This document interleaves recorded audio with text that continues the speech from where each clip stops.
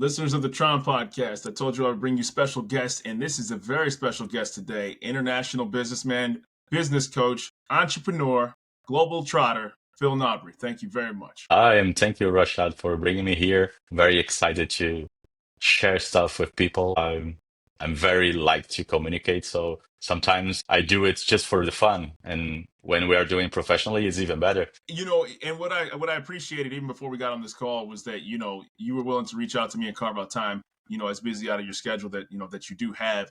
And what the interesting part is that even as a young kid, you were an entrepreneur, and it carried into adulthood. And I've talked to so many different people, and I had the pleasure of it. How did that spurn at an early age? Was it just curiosity on how to solve things, and then it kind of led you to this business coaching career, entrepreneurship, and always in the problem solving world? Well, if you can resume like 25 years on a phrase, you are in a good place. Because I started really, really young, because my family has computer services store. My uncle that I was living with him, he kind of mount computers back in 1994, 1995. It's a long time ago. And I started working on that, but at some point you grow a little bit and you wanted to have your plans. And I moved to other city, and around 2001 is when we starting my own business That's with my amazing. partners. I have two partners back then, Yeah. and we create a long road of work and entrepreneurship. We choose the fuel station automation. Mhm. Back then it was a Wow. business that was Yeah. the nobody have automation back then. Yeah. We usually have to cut off the pipes where the fuel goes and put a meter on it and Okay. then extract the data from that. That was the beginning of automation. And then here And you were we 25 years. Now everybody does it, right? So, like, just to pivot from that, what's it like being an early adopter of something where, it's almost like Netflix, right? Like, people are used to going to their store to rent a movie, and here's this company sending it to you in the mail. And in theory, it's a really, really not a new concept because they had the Sears catalog hundreds of years ago. But here people are like, oh my God, is this gonna be successful? Is this gonna because you're on a kind of an island unto yourself when you're doing something like that. Yes, the feeling is almost the same because you are actually offering something that people will only see the value so many years from the point that you are, that Right. is sometimes it's hard to do it. You Mhm. just do it Yeah. because you feel. I always felt that the technology, when you apply with a business idea, that was something that is going to take you somewhere. Right. And obviously, when you don't have the that willing to do it, you can use the accountability too, because Yeah. the sector demands very much accountability. But it's good because looking backwards, that you see that people that started that have so much more success, so much more prepared when the actual era of information arrived. Correct. Practical things we get to clients that when they start having the facility to send emails, they already have tons of emails backlogged because Correct. they were early adopters on Right. technology that people doesn't even think about it. Right. And this is kind of the same road, and it was very interesting to be that. Yeah, because it's like Mark Cuban got his start by broadcasting basketball games and then sold it over the internet before that was the normal thing, and then he sold it to Yahoo, and that's how he ultimately became even more infinitely successful than he already was. Early on that wasn't something that typically happened, so it tapped into the beginning of the internet where it wasn't just searching for things, it was actually being able to receive information and sports in real time, which you're like, now it's just normal, right? But back then it was a novel concept. So it, I have a bunch of questions. First of all, your background is very extensive. You lived in Go. 3 different countries. You're an MBA in cost Yes. management, business coaching. So how did you go from that to you're still an entrepreneur at heart, but where did the leapfrog take from being a business owner at a young age to decided to segue into coaching? Well, this is the long, I think the long road is the answer. If I could take a picture and show you the long road, you will probably understand. Yeah. Because at some point the business start growing. I have a lot of employees doing the things that I actually do, and then Mhm. I just turn to business Yeah. because I have to take this role, and it was feels so natural. that Nice. I turned to that. I just became managing, and out of nowhere, I saw that things grow in a very exponential speed. Hmm. So it was so fast because on the point that we are actually merged with a big company, and Yeah. this became national back Wow. then.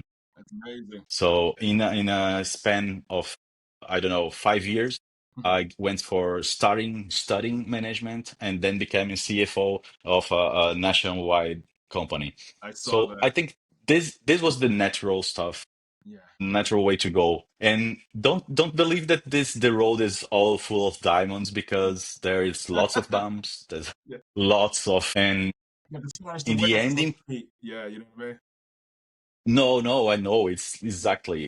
But we actually remember the good landscape. The bad things are there if you go deep, but we just keep the joy, and this Right. is a good thing. Wonderful. The thing is, when you go and go, at some point you'll be overwhelmed by your actual achievements. Right. And this was some feeling that I actually have on the end of my corporate years. Because when we merged this company, we Hmm. grow a little more and we sell to a worldwide company. That's And amazing. that was a very big acquisition. And I was leading the financial team on that. That's And that was also stressful as it can be. of course. When I got out of this situation, I just wanted to run away, just say, close the door, close the curtains, Yeah. don't give me any audition. I don't want to see any auditor in my life for never. Right. You're just And happy that then, it got over with, right? yes, I have that place too. I felt that the actual feeling that I was just finished life, just Yeah. have to turn the light off by the age of 34. Unbelievable. And this was some feeling that I had that today I feel, okay, I was too young to understand Right. that was misplaced. And when I do this, the thing, I even signed a non-compete for 8 years of the area back Wow. then. And That's great. and I say, okay, I just wanted to go to another place, and I took a flight with my family to Portugal. Yeah. This is when I went to Europe. Yeah. And getting here, what I did, I have to entrepreneur again. Yeah. And I started a new business. This Yeah. time was more, it was a restaurant. I say, I will be a restaurateur in Yeah. Portugal, make good food for people. I'm not a cook. I was just a manager. But you still I know cook very process. good. You still know completion and customer satisfaction. Yes, and I'm very good at cooking, but cooking for pleasure. No, Yeah. Yeah. Yeah. don't make me cook for the public because I got nervous. I spent 2 hours making some dish because I can't do it. I was going broke. Oh my goodness. I have to ask And this then, because oh, go ahead, man. No, no, I cut you no, off. no, no, go. I was just No curious. problem. I Yeah, this is cool because no, it's kind of free flowing. I just wanted to know what's the regulatory differences like when you're starting a business and you've been in three different countries, right? So 1 minute you're, how do you navigate that water as an entrepreneur? Because you're in, Portugal. Is it different from Spain versus different from wherever else in Europe versus the United States? Like, how do you navigate those spaces as an entrepreneur and a globetrotter? well, the thing is, the compliance stuff, like managing the company blindly or having your pace, it's actually the same. You have the same framework for that. Okay. When you are on regulatory, it's like flowing from the Earth to Mars. It's completely different. Even the things that no, even the things that you believe that is logical. Imagine you work Mhm. like a businessman in a country. I was very aware of legislation of that because I work on fuel. So a fuel legislation in Brazil changes every 7 seconds. This Wow. is not, this is crazy stuff. All the legislation, all the states are different, and this mix of legislation is crazy. Yeah. And when you get to Portugal, you say, okay, I'm going to some sector, and then this is going to be, my knowledge will be enough. Yeah. It's a lie. Okay, you have your management skills, you have your people skills, you are Yeah. very good on customer support, like I Right. say, I'm very thriving on that. Yeah. But when you go to the compliance stuff, oh my God, it's like reinvent all the things because everything is different. Everything was Unbelievable. very much hard. Hard because it's hard by itself, and hard because you have to break all your paradigms Yeah. to start over again. Right. And it took me very much time to Nice. actually understand that the most things that I actually worked on Brazil wasn't working into Portugal. Correct.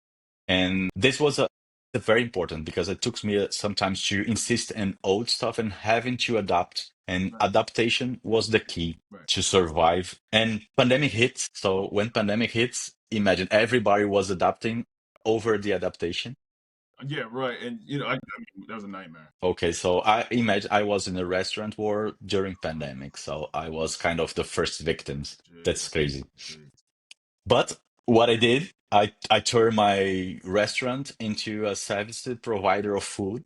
I will Mm, start and I say, okay, I will be a delivery guy and absolutely. everybody will eat the stuff. People that can't get out of home to go to restaurant, they will be served.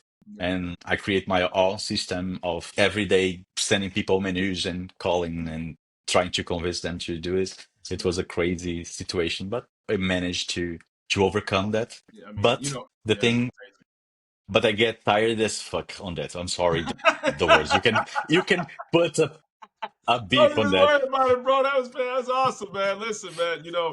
After 3 years, I was needing. I don't even know what I was needing, but Yeah, I get some courage, for and sure. Good for I you, man. just move back to my place that was entrepreneur world. yeah, because I talk to so many creative people and innovative people, right? And I'm just the guy that gets the pleasure of listening and asking you guys. Too often I hear that people make the mistake that they try to wear so many different hats, right? Because you're the accounting guy, you're the sales guy, you're the technical expertise guy, you're the marketing guy, you're the customer Yes, service guy. So everything, or woman, I don't want to, the guy meaning just the position as opposed to, yes, members of obviously. women, all the multiple hats people wear. And I want to pivot to your business coaching career. How do you get people out of that mode where you can't do everything? Like, what stage you probably get a lot of people where they're saying, "Dude, I'm doing everything, and I'm probably only doing one good thing really well." The thing is, when I dropped the restaurant and I went to the consulting mode again, and then I decided to go to coaching mode. This is when coaching appeared in my life. And I need to have some preparation and certification on that. But the main thing is there is method for everything. You don't know everything. You know nothing if you could put your knowledge into Mm-hmm. perspective. You know absolutely nothing. But there is something that you don't know that's important is that's method for everything. And it's method for adaptation. It's method for reading stuff in a different manner. It's methods for doing several stuff in several different hats, being someone alone. And when you start doing this kind of applying this personal management methods on your business, things start to look a little less confused Mm-hmm. because the reality in entrepreneurial people is that they have to use that hats. The thing is, they wanted to use it one on the top of the other, and this is a big, huge mistake. You need to use them.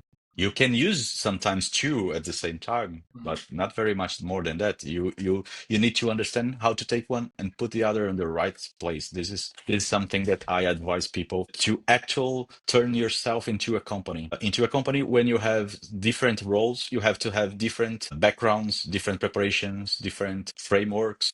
And Mm-hmm. when you are alone, you need to understand that you have to position differently on Right. these situations, and you have to have a financial accountability, Mm-hmm. very good structure. You have to have some commercial area working on your head that you have to sell your products. You have to have a very good marketing position that you know what you're doing, what your product offer, and how do you advertise that. You need to have some human resource in a very good relation, even if you are the only human resource. But Right. you have to know what this person need, what this person Right. want, or what's their actual motivations.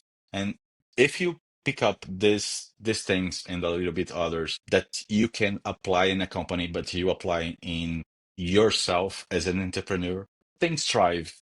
Or Beautiful. at least you identify where you are, what you can't do. Mm-hmm. And you will understand that you will only do when you delegate this task. And sometimes you have to take some time because you don't have money to delegate, Right. and you have to get a plan to have money before to delegate. So everything structure, everything works. Everything works. Beautiful. And Beautiful. this the time that I decided not to do this for myself anymore, Mm-hmm. it's a lie. Okay, I will do it, but in only one project, not Correct. all the projects. I choose one project that's Yeah, creating this company that I am right now and doing this kind of services for other people. And I wanted to put people on the situation that I am right now without having to pass all the struggle that I have. yeah. This feeling brought me to business coaching. I don't know if you have the opportunity to have a coaching session. Yeah, I've had them, and then it's amazing because the first thing it's kind of like I'm doing a podcast, right? And for anybody who thinks one is easy, I suggest you try to do it because I got humbled real quick. Oh no, You have to I prepare. imagine. You have to be willing to talk. You have to be willing to share information about yourself. Maybe you're not as forthcoming, and then you have to be able to keep people whose schedules are very busy engaged. Like it's my job to be prepared for you and have your background points of anybody who comes on, and then put your material out in a manner that you approve of. And then ultimately, I'm a terrible marketer. I'm awful at social media, so I had to get people who were good at that form. I had Facebook. I'm 42. Full disclosure. So Facebook came out when I was like a sophomore in college or something like that, whatever the year was. But I use it just to like friend, like hi, yeah, cool, yeah, friend, hi. I never figured out that the whole like you need to like market something on there, because that just wasn't me. So just to circle back, you find out real quick if you play football or soccer or basketball, whatever the case is. Usually you only work on like your right hand or your right foot. You don't really work on your left foot or your left hand. So people gravitate Okay. towards the things that they're good at and avoid the things that they're not. And then the things that they're not good at, they give a really, really crappy effort at it, right? Because they want to go back to what makes it easy and good. Because challenging things are hard. And then they're scared of being unsuccessful at that. And to your point, sometimes you just have to say, listen, I'm going to be bad at this today. I'm going to be bad at this tomorrow. Do this for me and take this off my plate because I'm not going to give it the desired result that it needs to. You got all the points because it's not about choosing what to do. You have to do everything. In order to a business to work, everything should be done. The thing is, Yes. you are going to do this alone. You are going to share this. You will have multiple people and Mm-hmm. partners. This depends very much what the business you have, the budget that you have, where you Absolutely. are at this, how you wanted to invest. There's lots of factors on that. But the main thing, you get straight to the point. You cannot give up just because it's something that you don't know how to do or Exactly. you don't want it to do. You have Exactly. to scope it. And if you can professionalize something at Mm-hmm. first, professionalize the business side of the business. Treat whenever you have a gum selling bank that you go, a lemonade bank that you put on the street selling lemonades. If you choose that for doing as a Yeah. project in your life, do Yes. it professionally. Do Absolutely. it. Choose whatever client you are serving to serve the best for them, No and question. then try to put things on a situation that you actually can provide this with the less effort and less money, Okay. delivering the best thing. You will see that this applies to the lemonade bank and this apply to the actual money bank, And because what defines and it's no different whether you're recording a podcast in a studio or in your bedroom, or your living room. no. At the end of the day, have a very professional decorum about yourself. Don't suddenly decrease your quality because you did a webcast, next to in your living room in your basement. Like so, because it then reflects on the business that you're trying to create ultimately, right? And it will show on your viewership and the people that you ultimately get on. So, to you, that's a very, very, very powerful point to make, right?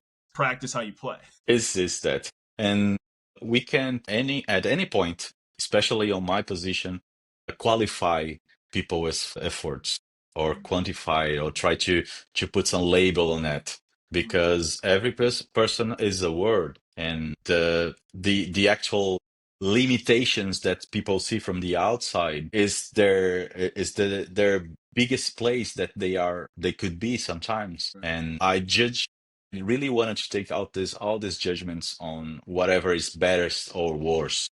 The thing is, you decide to do it, it is your word. Nobody is afraid of what they don't know. Nobody wants something they never knew about. So Right. it's the people word, and you know your business better than anybody. No matter if you just started Mhm. or if you are a senior on your position, your reality, you are the best person to take decision and to understand what is up to the next with your reality. And this is fabulous because when I speak to people in this sphere, we can probably extract anything of anything. This is some a crazy expression, but it's the truth Yeah. because sometimes I talk to people and they have their small business and they work with their families Mhm. and they are so beautifully functional together that the point is the point is just I don't want to work on Fridays. I want to have more time with my kids, Yeah, yeah. and that's beautiful because this is a simple solution. And then you talk to someone that say, "Okay, I'm just having results on 4 million. I really wanted to get to 10 million." You know, Yeah, it's right. Everybody's different. Everybody's got different results that they want to accomplish. Yeah, it's amazing. yes, and this is the beautiful thing about doing coaching because I actually can put people under the perspective that Yeah, I had, but without even using it. yeah, Sometimes I talk to people and people doesn't even know what I do or what kinds of struggles I pass because they doesn't matter. The thing is, I'm good on making questions. yeah. I'm going to the root of the problems. This is Right. what I need to be good. Yeah. Obviously, if I haven't had passed by whatever things I have passed, I would probably not be as good as. Mm. But what matter is the client, is the person that is in the other side that he felt good on achieving things, and Wonderful. they can actually believe and have accountability on achieving it. This Yeah, is the main thing about being a business coach. Now that we yeah, situated yeah. on that. Oh, do you find it that it's you've from a and I this is not to segment your customers in different branches. Startups versus established companies. Is there a difference? Is there a difference of innovation that you're allowed to take place with smaller teams versus bigger teams? Perception versus people who are established who are hard to change their minds, or the newcomer who thinks that I just need to do everything all at once? Because what's the difference between the two when it comes to coaching? Look, you talk for like all the catalog of clients. All it. Because let's go. There is something when you talk corporate, when you have startups and what we call scale ups, that Yeah. are the companies that are after that period, there is some similarities on the structure on stuff, but there is a very big difference on budget wise. Yeah. God. Working with this kind of companies, the big difference is the budget Mm-hmm. and what are they trying because their focus is on the idea, on the project, on the concept.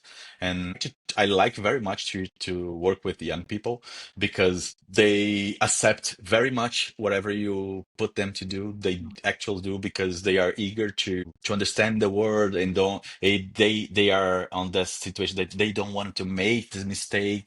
Yeah. And when you say, go and make the mistake, go, you want to make the mistake, make the mistake, please. You need to make the mistake. Yeah. You'll not learn without it. And they feel so, it's very receptive Of to course. talk with people like this, and I like it. But it's hard to actually do business because when you say, okay, let's put an extra bill on that, and sometimes it's more hard on this situation. Right. When you go to corporate people, it's completely different. This is why I every time started with some disc profile Mhm. and at least a communication profile to understand how to talk to them Right. because they respond differently depending of the profile of the people that you're talking and the role that they took because when somebody is leading in a position of the operation, they have some perspective. When it's Mhm. a financial, it's completely different. When people are CEOs, it's even harder because you have to fight against them. They are fighting against There's themselves a board, sometimes. there's people, there's multi layers of approval that have to take place. I completely love it. I just consider myself wise enough to advise her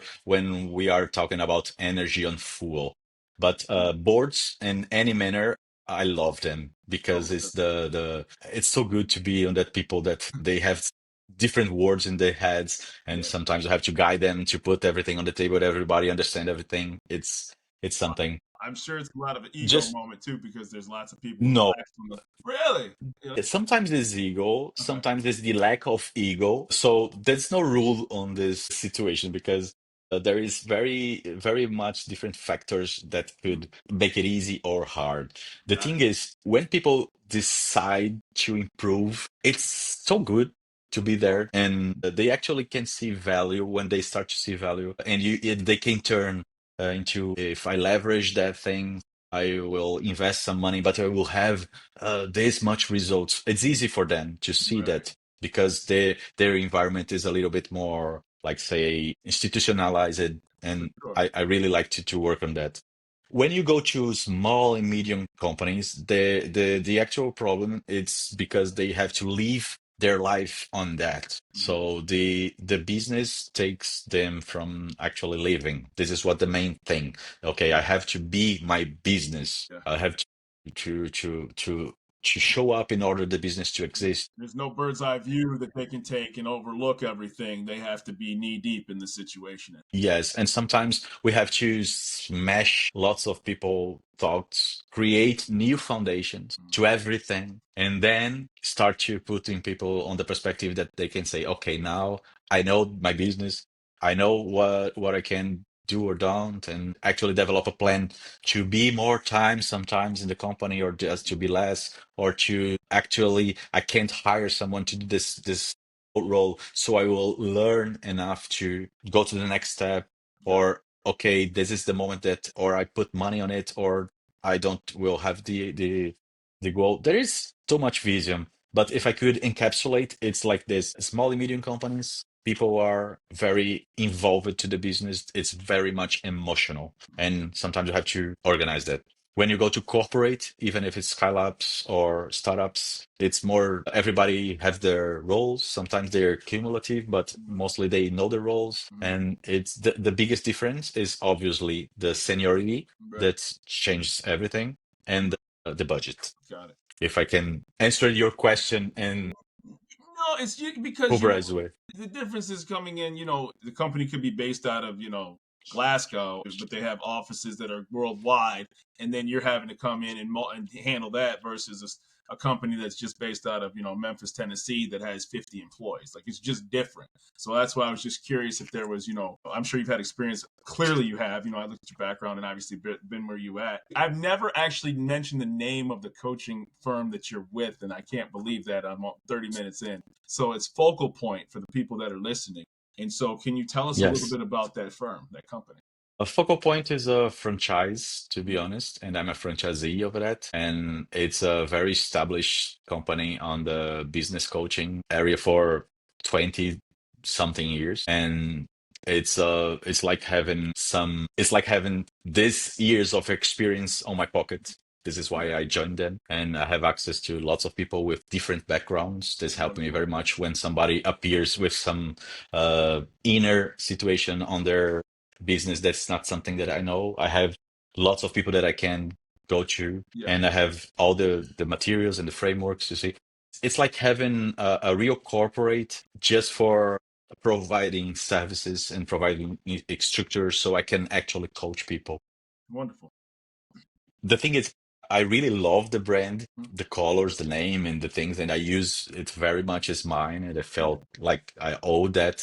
And this is the feeling, the common feeling between yeah, everybody that I work with. And I'm like in a corporation because I have a CEO, a CFO, a COO, a CMO. I have everybody on my corporate that I can either go to them to learn about their position and to recur when I need. right. So I have all the structure, and this is what is Focal Point. Wonderful, And wonderful. but the services that I provide on that, it's completely definited by the thing that I'm talking to you. I'm a communicator. I like to start the all the things about understanding how people communicate because I know that's the way that I can put everything in a perspective that I can start business, and then I go meet with where the client it is. So this is the most important thing that I am prepared to whatever the client needs, whatever they have to prioritize or Mm-hmm. not. So Got this is the main thing about being on this environment it. or doing the coaching. Yeah, and you wear many hats, and so I think one of the biggest takeaways that I've had from this is that people who are listening, people like Phil offer a great service, but I think the most important thing is that it starts with you. It's funny because as a kid, you're not scared to trip and fall and kind of look silly. But it took a long time for me to start this podcast because as an adult, you get more insecure. People can say they don't, but they really do. And then it becomes, well, can I have They do. Oh, 150%, right? Because then, oh, that person has an MBA, I don't. They drive this particular car, I don't. They're 6 foot tall, I'm 5'8", right? Like it's little small stuff like that, right? Like, and even if you don't actually, verbalize it, it's in your mind, right? So like I have to try to stand tall even though I'm 5'8", right? Because most men are taller than me, right? So it's small little things like Okay. that you navigate because you still need to make somewhat of a presence being felt. And the values that I've learned from people like yourself are invaluable for this show. And so I hope the audience takes away some things that you're, giving this for free on this show right now. People who are listening, he's doing this for, you know what I mean? Like, so take these nuggets of information. His services aren't free, but he's nice enough to come on the show because the knowledge is out there for people who want to pursue it. I always ask this of every guest: where can people find Phil Nobre? Well, they can find me in www.philnobre.com or go to the LinkedIn/Phil with an extra E in the end. Okay. And just go there and find by yourself. And please, if you find my calendar link, that just click and schedule some time to talk because I really, really love to talk. You probably noticed that. Oh, When I have to start this guy coaching here. people, I just do some mentalization saying now I'm coaching mode, because I need to be on this more listening than talking situation. That is what I do. But I really love to hear and talk with people and to hear their stories, and you create this networking of sharing stuff. Either they don't need to buy services from me to be someone that I will share for, because I love people for their stories. This is something that I bring with me since I graduated in journalism back on the long time ago. By the way, I have the same age as you, so we are both on the Yeah, 42 years it of go, road. yeah, man, it goes back quick. 82? 82, You are December, yeah, 82? December 28th, Good 1980. year. Yeah, Okay, good year. I am a little bit older than you. yeah. Just a few days. Oh, you serious? Really? Yes, I'm on November 17. Okay, okay. Wow, that's so happy early birthday, sir. So I do For appreciate your us. time, man. This has been an absolute blast, and for people who Thank reach you very out to me, much. I get humbled every time people hit the message to me because I still have to pinch myself that people want to be on my show. So for listeners of the T.R.O.N podcast, listen to the nuggets of truth from Phil Nobre, and you can, if you're willing to put the best foot forward, you can reach out to him and people that offer services like him to grow and scale your business and be the best version of yourself. But it starts with you. Thank you, sir. Is that. Thank you very much, Rashad. Yeah, appreciate you. And thank you, people that are listening to us. Thank you. Absolutely. Listeners, hit the subscribe button as well, too, because there's more nuggets of truth from guys like Phil and people like Phil, women like Phil. Thank you. Thank you very much. Bye.